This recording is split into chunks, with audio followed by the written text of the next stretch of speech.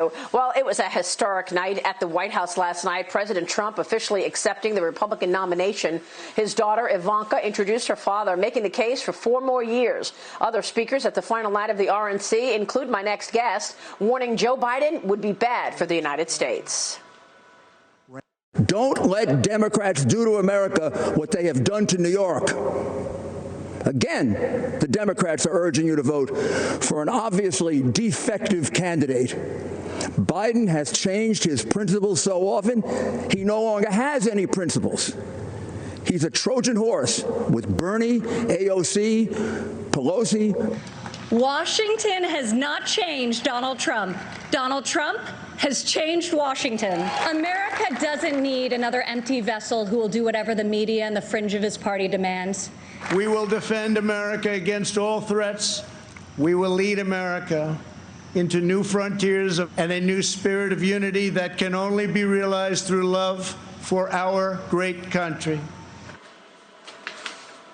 Joining me right now is former New York City mayor and personal attorney for President Trump, Rudy Giuliani. And Rudy, great to see you this morning. Congratulations on your successful speech last night. How are you feeling today? I'm feeling really good today. I think it's been about as good a 4 days as a Republican that you could have. I think the president's speech last night was the best he's ever given. It's exactly what the country needs, not just the Republican Party. We need a lift.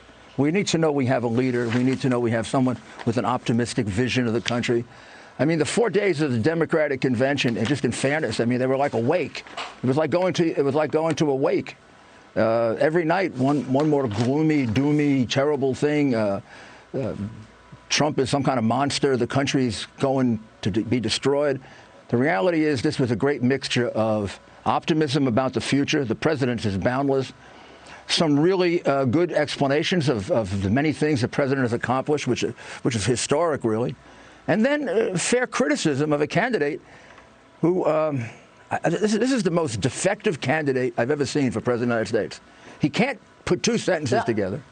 He can't campaign. He's going to campaign. It's big news today, Maria, that he's going to campaign after Labor Day. What about today? Why can't he campaign today? What's wrong with him? Well, you know, I want to get to that because I specifically want to talk about our cities, which, of course, you know what has taken place so well. But first, let me say that this week I've been talking about what feels like a bigger tent for the Republican Party. I mean, oftentimes you hear the Democrats say, well, we have a big tent. We can have extremist views and moderate views and this and that. But for the GOP this week, you really had, you know, an outreach to the African-American community, to the gay and lesbian community, to women.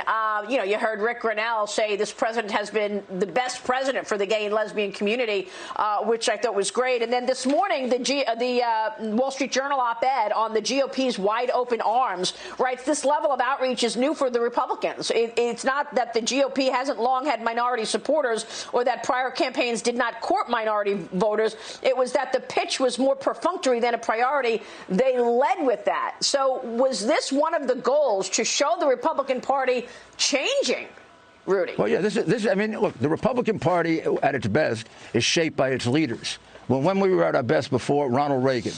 And this is the first leader to really come along that is actually shaping the party. And he's shaping it to who he is. He always has been a man that's an open man.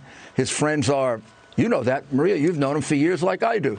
His friends are black, Hispanic, men, women, gays, people of all different backgrounds. I mean, part of the reason he opened his club, Mar-a-Lago, was to break the barrier that goes on and used to go on in Palm Beach.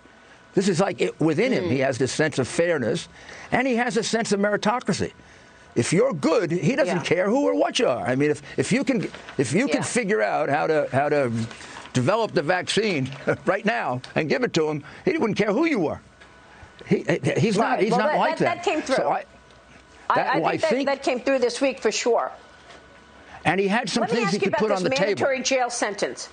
Yeah, Rudy, I'm so sorry for interrupting. A mandatory jail sentence for assaulting a police officer could soon be eliminated, Rudy, in Virginia. Senate Democrats passed a bill that would keep the charge as a felony, but it allows a judge or a jury to decide whether to reduce it to a misdemeanor if the officer is not hurt. So spitting on an officer is okay.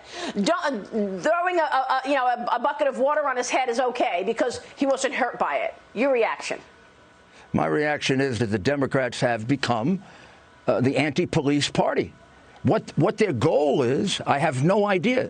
Their goal is chaos. Their goal is the kind of thing that we see in Democrat cities all throughout the country.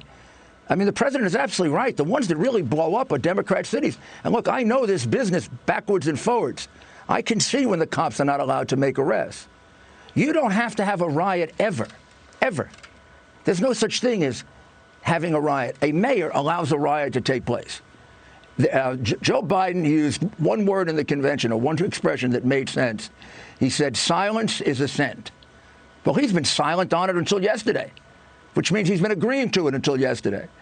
And his mayors in every city, they hold the police back. The other day, a friend of mine, coming to the convention, went to get his car in Times Square to drive to Washington. He was surrounded by 10 people. He was knocked down. He was beaten up, and they took his wallet. He went across the street to the police, and he said, please arrest him. Please arrest him. They said, we can't. And then they said, well, is there an order to do it? He said, well, basically, the order is don't cause trouble. There are about 10 of them. There are only 3 of us. So what happens if we go in there? We may have to shoot them. We'll go to jail. They may beat the hell out of us, and they may beat the hell out of you again. They told them you should be thankful you got away with just a few bruises.